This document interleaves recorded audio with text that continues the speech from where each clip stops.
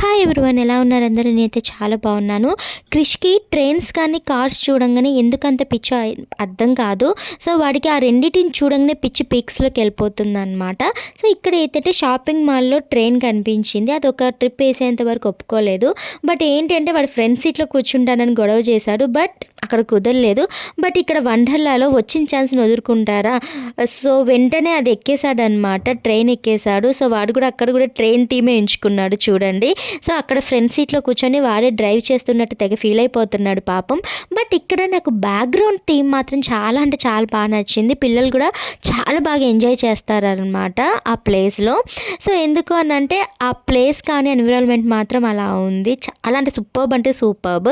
ఇది వచ్చి shopping mall ఎంట్రన్స్లోనే cars ఉంటాయి కదా, ఇక్కడ కూడా ఇంకొక ట్రిప్ వేసేసాడు.